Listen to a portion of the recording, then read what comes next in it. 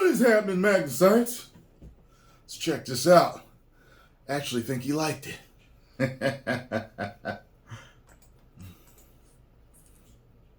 So I'm going to start this review by saying something kind of controversial. Blue Beetle isn't a terrible superhero movie. In fact, dare I say it, I actually found myself kind of enjoying it at times. It's got a likeable cast of characters, played by actors that mostly seem invested in what they're doing, some decent emotional beats that hit home more effectively than I expected, a bunch of jokes that made me smile more than an entire phase of MCU, and a simple but charmingly old-fashioned central theme of family loyalty and self-discovery that works just as well as it always has. Well, see that? Now you see, I ain't mad at him. He actually says it's not bad, and the jokes apparently landed for him, I guess. Two different opinions here. Now, do you see me attacking him? Hey, drinker, you don't know what you're talking about. Yeah. L take. Bad take. Trash review. You're a page shill now. See? I can accept him liking it and still continue to watch. I gotta hear this, though. If he liked it, he liked it. It's what it is. I thought it was a bad movie. I told you it wasn't complete trash. That's more along with the whole Stone Cold Steve Austin thing that I do when I don't like a movie. But, like, even Scarlett liked it a little more than me. I think she gave it a 2.5 or something like that. So I gave it a 2. It is what it is. Out of 5. In short, Blue Beetle is a film that fits neatly into the category of cheeseburger movie for me. A production that doesn't try to do anything particularly new, ambitious, or subversive, and as a result, never goes too far wrong. Instead, it's content to go through its familiar, tried and tested story beats with the kind of cheerful, plucky optimism that seems to be largely missing from so many films today. A movie with less than half the budget of your average Marvel effort, but which seems to have made the most of every penny available. And if it had come out 4 or 5 years ago... Dad was cool. Could not stand the sister. Grandma was grossly exaggerated, especially in the end. Mom was meh. And I liked George Lopez, even though he was over the top at times. You know what's kind of funny? I saw people talking about this, and I didn't think about it that much because I was just wanted to get out of there. But yeah, it is funny how he doesn't want to kill, but his family was okay with killing a bunch of people. And he didn't have nothing to say about it. Isn't that weird? That he didn't have a problem with his family killing people, but he had a problem with himself killing people. Ago when superhero mania was at its peak, then I think it probably would have pulled in a decent profit for DC and might even have been enough to greenlight a sequel. Probably. Unfortunately, it didn't. Instead, it had the rotten luck of coming out in 2023, and it feels like a movie with almost every possible factor set against it. A largely unknown character played by a largely unknown actor, coming at the tail end of an aborted cinematic universe that's about to get James Gunned into irrelevancy. I think it's more the time than him being unknown, and I'll tell you why. Because I think that even the other, well, let me, I don't know what they were. What was, I don't know. First Ant-Man's opening weekend numbers.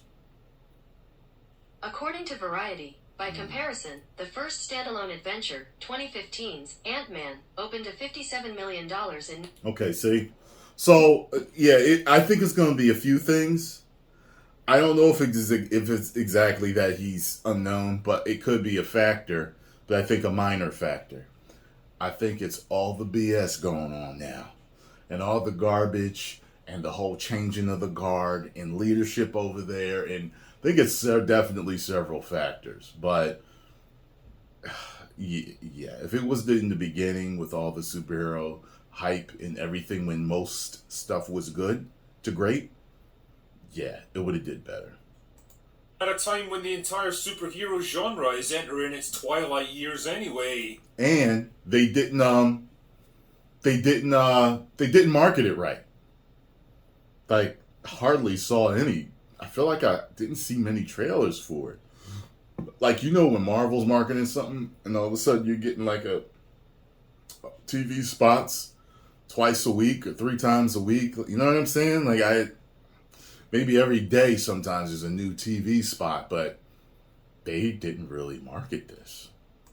I mean, really, what were they expecting with this one? The opening weekend was abysmal, and I don't imagine that it's going to get any better from here. Yeah. And it's a shame because, like I say, I don't consider it to be a terrible movie. In fact, it's probably better than almost anything I've seen from Marvel over the past couple of years. And yes, I'm aware that that's a very low benchmark. The film centers around Jaime Reyes, a college graduate who's on his way home to his family And I liked in Jaime. Palmera City now that he's finished his studies. And holy that's Elpidia Carrillo from Predator! Damn, it's a fucking weird experience when you know an actor from one childhood movie and then don't see them in anything for like 30 years. I feel like some kind of weird time traveler or something. Unfortunately, he soon finds out that his family have fallen on Oh hard times. my God! Their house is due to be repossessed, and his father even suffered a heart attack. I knew she looked familiar, but They I... didn't tell him about any of this stuff, of course, because they didn't want to worry him. Wow. Anyway, Jaime's determined to help right the ship and use his degree to get a decent job that can solve their financial problems. Unfortunately, all he's able to get is a cleaner for Victoria Cord, the head of a major weapons manufacturing company. Kind of like DC's answer to Stark Industry. I didn't hear nothing the man said. I'm just shocked. Oh my God. Alright, let's go. And if you're starting to notice parallels here, then strap in because there's a lot more to come. Anyway, Jaime's job doesn't last long. I noticed when he's in the suit, they only show his eyes instead of showing his face in any digital readings. And I was like, when I noticed that, I was like, yeah, they don't want to be like Iron Man. I get it.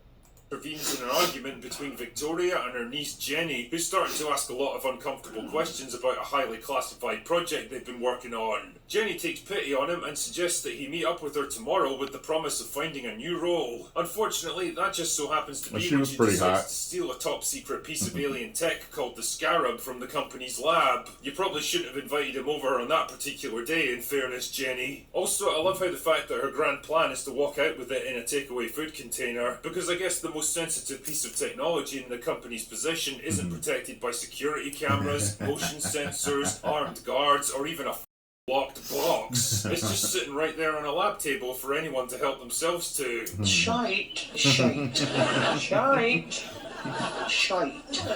Anyway, whatever. Jenny's plan quickly goes tits up when the theft gets noticed, which forces her to hand the Scarab off to Jaime, on strict instructions that he doesn't open the box or mess with it in any way. So naturally, as soon as he gets home, he opens That's the what he box and does. starts messing with it, and before you know it, the Scarab's grafted itself onto his spinal column and turned his body into a flying, armoured superhero that can communicate with him. It's a bit like Iron Man crossed with Venom, only not as interesting as either. Clearly he's going to need some help getting this thing off him, so he goes to speak with Jenny, who just happens to be fleeing from her apartment with Cord security chasing after her. Well, talk about good timing. I mean, if he... The spinal thing, it reminded me of Doc Ock in Spider-Man. shown up literally seconds later, they would have caught and probably killed her. So anyway, they go back to his house, because I guess there's no way that Cord would realise he was in the building during the Scarab theft and trace him back to his home address, and she explains that the only way to remove it is by using her father's secret lab, and the only key just so happens to be at Cord headquarters, where security is apparently now a thing because it's convenient to the plots. Luckily for them though, Jaime's uncle Rudy just so happens to have a homemade jamming device that can neutralise all the security systems in the building. Yep. Oh yes. That's shite.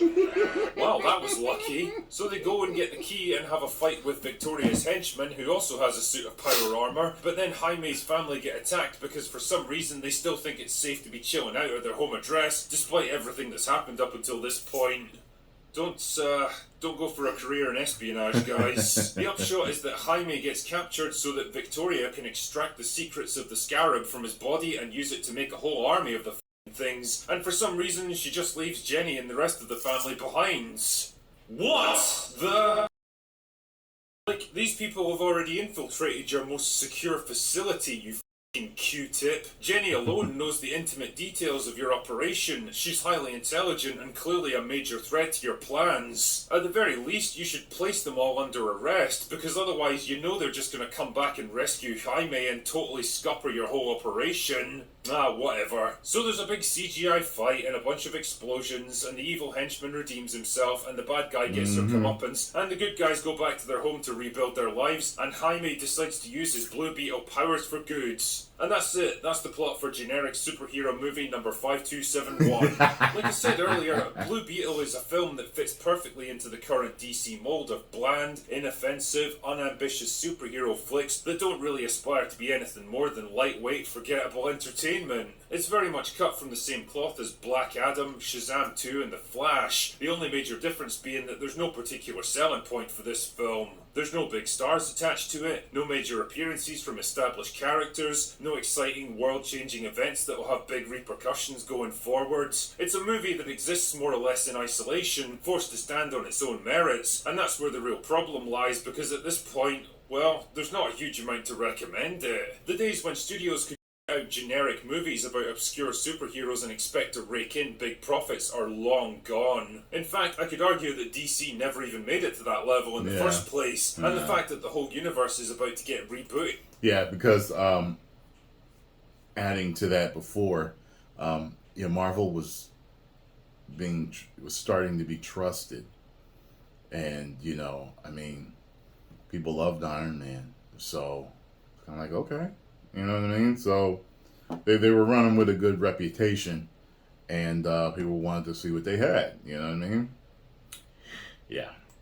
It offers even less incentive to get invested in Blue Beetle. I mean, I don't pretend to know anything about the comic book version, but his powers and abilities seem to be roughly in line with Iron Man. There's nothing especially novel or inventive about him. Likewise, the plot isn't exactly breaking new ground in terms of narrative complexity. There's all the familiar story beats you'd expect from a superhero movie, and an irritating over-reliance on convenience, contrivance, and coincidence to keep things moving forwards. I mean, the characters themselves are charming enough, I guess. Jaime's a likeable, if slightly forgettable protagonist struggling to find his way in life. Jenny's smart and driven, but compassionate and caring. And Rudy's a maverick loose cannon who comes through when it counts. Carapax is big and intimidating and actually gets more depth than I expected for a henchman like this. I was surprised. But he probably should have just been the main antagonist, because fuck me, Victoria Cord's about as interesting as that bald guy from Ant-Man. When I saw, actually gets more depth than I expected for a henchman. You like look at this part right here. Just been the main antagonist, because fuck me.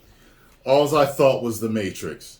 They even had 3 power lines running to that, like when you see it in the Matrix. I was like, what? Well, when do we get to see the 3 power lines? Is it in the last one? Is it in not Reloaded? Revolutions? Y'all know what I'm talking about. All I thought was Matrix. Victoria Cord's about as interesting as that bald guy from Ant-Man. Yeah. Surprised to see me. He makes stroke-inducingly dumb decisions and takes absolutely no precautions that the subordinates she treats like dogs might actually turn against her. Which kind of brings me on to one of the less enjoyable aspects of this movie, the social commentary. There was clearly some attempt to push this film as Black Panther for Mexican people, with some pretty heavy-handed messaging about Jaime and his family being disadvantaged, discriminated against, and generally looked down on by the privileged white people. I mean, I guess it was, they were trying to talk about Black Panther like he was the first black superhero we ever seen on the screen, which he wasn't. And with this, I mean, I don't think I've ever seen a Mexican superhero on the big screen, but Zorro is damn near an old day times Batman. He's rich. He wears all black. He's a master fighter. You know what I'm saying? I've loved Zorro for years. I've never had a problem with Zorro, ever. Love Zorro. Like, you know what I mean? He's got the whip. He swings on it. He's an old day Latino Batman. You know what I'm saying? Like, come on now. But anyway. Yeah, people were trying to say stuff like, oh, well, you're not Latino, so that's why not. No, because I love Zorro. Now, what's your next point? Oh, you're not Latino, so you just didn't get everything in there. Look, let me tell you something. You know how there's there's other people that aren't black that totally get every black joke. Yeah, because they know a ton of black people. They have black people in their family or friends, or they work with a lot of black people. My surrogate family is Latino. Okay, so don't tell me. And the girlfriend's Latino. And anything I don't get, which is once in a while I don't get stuff, she can explain it to me. So, no, that wasn't it either. To me, it just wasn't a good movie. You know what I'm saying? Around them. I mean, there's definitely interesting stuff that you could explore there, but the film never really takes the time to do it properly. It feels more like a rushed afterthought, written into the script at the 11th hour to try to stir up a bit of social media controversy. I don't think it had quite the effect you were looking for, guys. Ultimately, Blue Beetle feels like a decent, well-meaning enough film that just had the rotten luck of coming along a few years too late. You didn't exactly need a crystal ball to know that this movie was practically set up to fail, barely advertised by a studio that had no faith in it, and released during that awkward dead zone when the summer box office season is already wound down. I didn't hate it, and in a way, I actually feel kind of sorry for it. I don't know, maybe I'm just a sucker for hard luck stories, but it might have been interesting to see what this movie could have been if it hadn't come along at the worst time possible. As it stands, it's probably going to go down as just a minor footnote in DC movie history. Yeah, I didn't hate it either. I just didn't like it. It wasn't good. You know what I mean? But, you know, like, there's movies that... Let's see, what did I hate? I don't think I mean, The Predator is close to it. I know a lot of people hated Dragon Ball Evolution. I couldn't even finish that. One of these days I'm going to try to finish it. I just can't think of a movie that I, like, yo, don't even talk to me about that movie. You know what I mean? Like, I got to think. Forgotten as quickly as it came. Anyway... that's all I've got for today. Go away now. Get over and subscribe to The Critical Drinker. Tell him Tyrone Magnus sent you. If you enjoyed my reaction and thoughts on this, make sure you hit the like button, subscribe, and share. And I will see you all in the next video. 10 million subscribers.